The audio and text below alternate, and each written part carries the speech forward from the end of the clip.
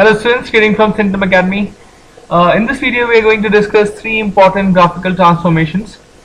That is how to transform the graph of y is equal to f of x to get the graph of y is equal to modulus of f of x, which is this one, and y is equal to f of modulus of x, which is right here, and modulus of y is equal to f of x. Now we'll first try to understand the principle behind these transformations, and then we'll devise a rule to achieve these transformations in a much faster way. So let's take an example. Let's say we have equation y is equal to x square minus 6x plus 5. So let's plot this on the GeoGebra. Now you can already see the graph is there on your screen, and let's draw the graph of y is equal to modulus of f of x. Now when you plot the graph of y is equal to modulus of f of x, the principle that we need to understand here is that y can never be negative, because y is modulus of something. Now this something itself can be negative, but modulus of that something can never be negative. So y has to be positive. Now when we draw the graph of y is equal to f of x here, we see that the negative side of y only happens in this part. Okay. So the modulus of that part will send this part to the positive side. Okay. So this bulging part will just move above the x-axis like this. So it will be almost a structure which will be coming like this. Okay. And whatever is on the positive side, that will not be disturbed, because there f of x is already positive and modulus will not affect that. Okay. Now let's see how does it come out.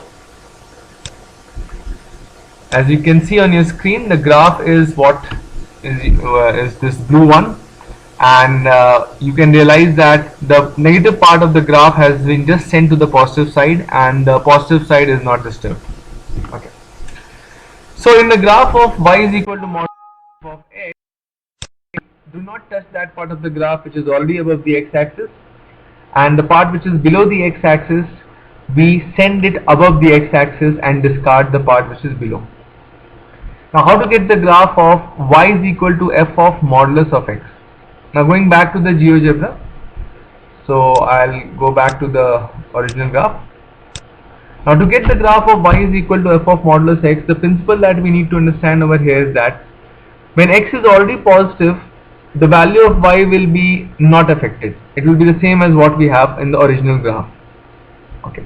Whenever x becomes negative, modulus of x will make that x as positive.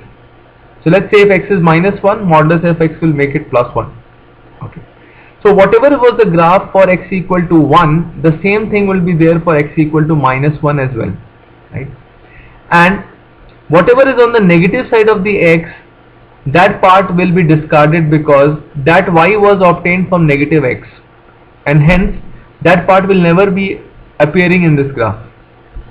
So if I have to draw the graph of y is equal to absolute value of x, you would realize that the part which was below, which was to the right side of the x-axis, has got reflected along the y-axis, and the negative side of the graph is discarded. So hence the rule for this graph is we just plot the part of the graph which is on the positive side of the x-axis and reflect it about the y-axis. Coming to the last part, modulus of y is equal to f of x. So as you can see here in this case, what is going to happen is, when you are plotting the graph of modulus y is equal to f of x, here f of x can never be a negative quantity because it is equated to some modulus. So the part where the graph is going to the negative side, that part will never appear, because in that part your f of x is negative quantity. So this part is going to be discarded. So you can see this entire part from here to here, this will be discarded. Okay. What about the remaining part? Now in the remaining part, your f of x is a positive quantity. Okay. So let's say there is a quantity like 2. Okay. So when modulus of y is equal to 2, there can be two values of y. Y can either be plus 2 or minus 2. Okay.